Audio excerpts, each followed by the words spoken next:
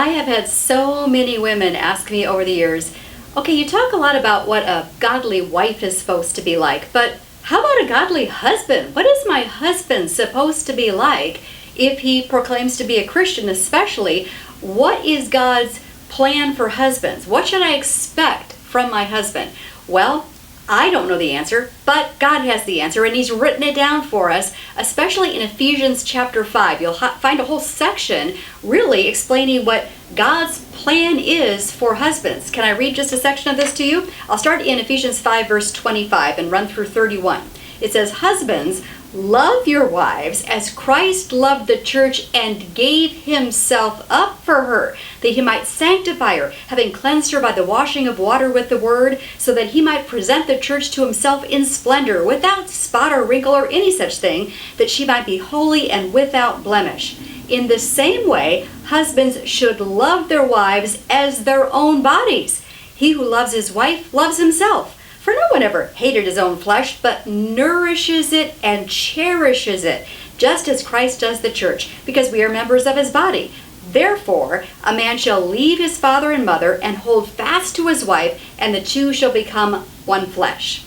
Wow, that is a pretty high standard, I'm going to say first of all, but this is what a Christian husband should be striving for. Is your husband going to be perfect in this? Absolutely not, because your husband is probably not Jesus in the flesh. My husband is not perfect at this, and yet, as a godly man, as a man who says he is a Christian, I'm expecting my husband to slowly mature and become more Christ-like every year of his life.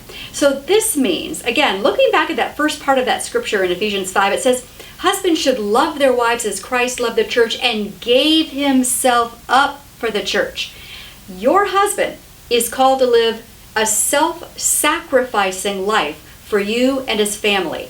That means if your husband is, I don't know, going out to drink 5 nights a week with the guys after work and coming home late and not really even spending any time with the family, well, that's not self-sacrificing love for his wife and his family. No, a godly husband says, you know what, I'm tired, but I'm going to come home anyway, and I am going to be a hero for my family. I'm going to spend some time playing with the kids. I'm going to hug my wife. I'm going to ask her how her day is. That is a hero husband. That is a godly husband. If your husband is looking at pornography and, well, satisfying himself with his own hand, not to be overly graphic, is that really giving himself up for his wife and sacrificing for her? No, that's making it all about him and what's easiest and most efficient for him to do.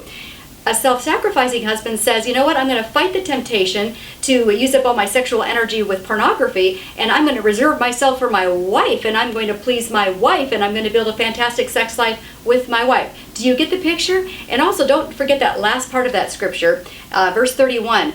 Therefore, a man shall leave his father and mother and hold fast to his wife. A husband, a Christian husband, should separate himself from his mommy. Now, that doesn't mean he doesn't love his mommy and doesn't talk to his mommy. Of course he does. But he should not have the umbilical cord still attached where he's talking to her 3 times a day and she's checking in on him and taking care of him. No. The husband is supposed to leave his parents and cleave to his wife. This is his first alliance from now after the Lord. I hope that's helpful in understanding what a Christian husband is supposed to be like, although please don't expect perfection, but expect slow, steady growth for your husband to become more Christ-like, as you, ladies, should become more Christ-like also in the way that you serve your husband.